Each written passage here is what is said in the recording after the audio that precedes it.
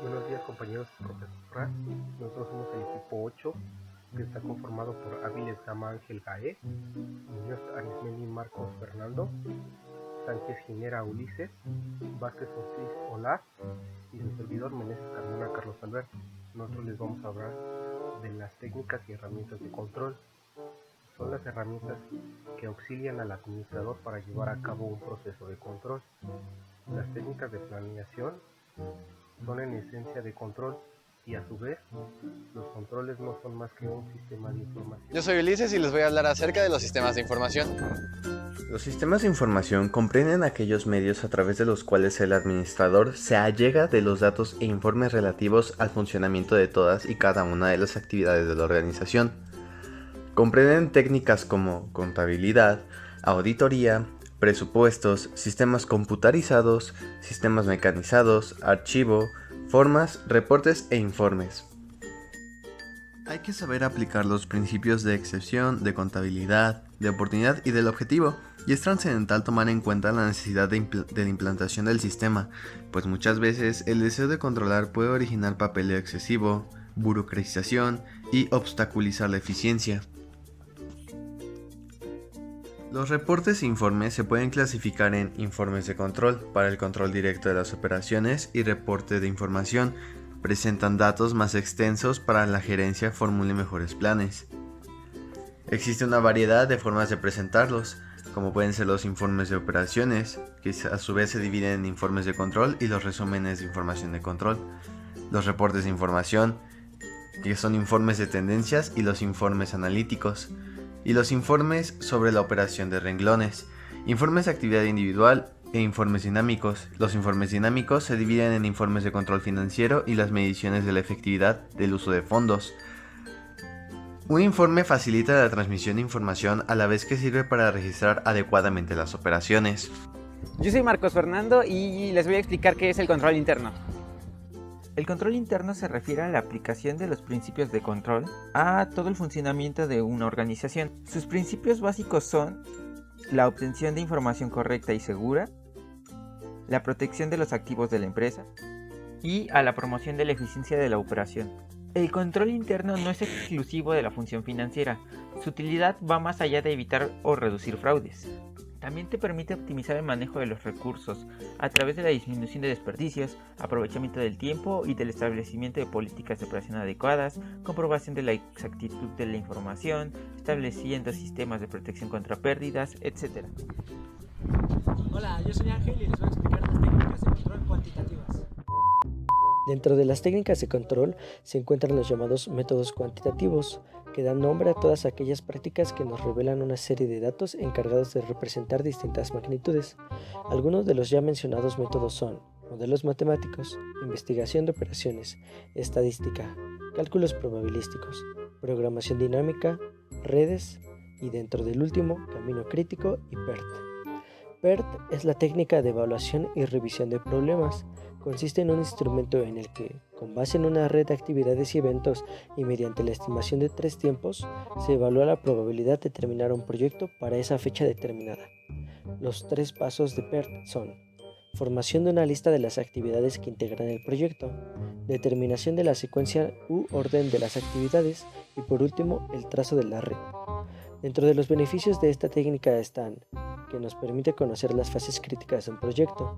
También nos permite analizar cómo puede reducirse las rutas críticas. Constituye una representación gráfica de todo un proyecto.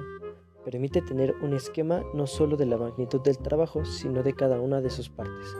Puede emplearse en toda clase de programas. Da fuerza a los administradores al momento de planear y permite ver a la mitad de un proyecto si lo pasado se ha cumplido. El camino crítico es la ruta de trabajo que marca la duración del mismo, el conjunto de actividades y sus prioridades para finalizar el proyecto. Se trata de un algoritmo que calcula el orden y los plazos en la planificación de proyectos. Entre las numerosas ventajas de aplicar el método de la ruta crítica se destacan 6, las cuales son: cálculo de la duración total del proyecto, gestión de la incertidumbre y posibles riesgos, optimización del presupuesto, toma de decisiones rápida y eficaz, respuesta más exacta al cliente y gestión del consumo de recursos optimizado. Dentro de los modelos matemáticos, cálculos probabilísticos y estadística, recordemos que son técnicas cuantitativas basadas en fórmulas que devolverán una serie de datos demostrables y rastreables. Por último, tenemos la programación dinámica, método cuya base es la lógica racional del pensamiento, sin ambigüedades ni errores, dando solución a una o más problemáticas. Comprende generalmente programas computacionales cuyo diseño estructural es sólido y relacional. Bueno, yo soy el Lab y les voy a explicar las técnicas de control cualitativas, que son técnicas que se basan en los juicios subjetivos y en la intuición. Algunos de estos son sistematizados y ya. Existen diversas técnicas cualitativas que pueden aplicarse a la gestión empresarial. Estas son algunas de las más significativas. Observación participante. Suena elemental, pero vale la pena recordar que la observación es una herramienta esencial para la buena gestión empresarial. No se trata de observar por observar. El objetivo es hacerlo para darle sentido a la información que recopilamos al analizar comportamientos, actitudes, interacciones y acontecimientos. Grupos focales. Se refiere a discusiones minuciosamente diseñadas para obtener información sobre un área o departamento en concepto de las empresas. Es una herramienta efectiva en casos de planificación estratégica, identificación de necesidades y evaluación de programas. Su objetivo es promover la participación de los integrantes del grupo. Entrevista. Es una herramienta habitual en los procesos de selección de personal o en otros que se quieran obtener información sobre el perfil de los trabajadores. Se define por lo general como un diálogo y puede ser de diferentes clases, estructurada, semiestructurada o en profundidad, incluso informal. Cuestionarios. Es un instrumento de recogida de datos, aunque se puede aplicar como técnica cualitativa y cuantitativa. Cuando se trata del segundo tipo, suele explorar aspectos del objetivo de análisis que van más allá de cifras y números. Y finalmente el estudio de caso. Como su nombre lo indica, esta técnica pone el énfasis en una persona, entidad, organización o movimiento. La idea es recopilar la mayor cantidad de información para crear un perfil lo más completo posible del objetivo de estudio. Obviamente la exploración es de carácter cualitativa y es especialmente útil a la hora de generar teorías e implementar cambios en una organización. Las técnicas cualitativas aportan un valor añadido a la gestión empresarial, pues suelen explorar aspectos a los que no acceden herramientas cuantitativas. Con este aporte, el análisis y la investigación van adquiriendo una mayor complejidad. Ahora, ¿las técnicas cualitativas han desplazado a las cuantitativas? Durante muchas décadas se creyó que la mejor gestión era aquella que se apoyaba en cifras, números y datos concretos. El valor de lo cuantitativo era superior al de otras técnicas de análisis e investigación.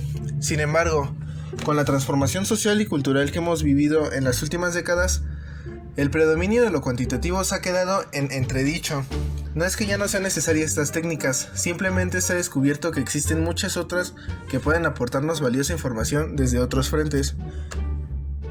No obstante, hoy sabemos que la productividad es algo mucho más complejo y que es necesario incorporar a su análisis elementos cualitativos, como la motivación, el liderazgo, el sistema de incentivos, entre otros.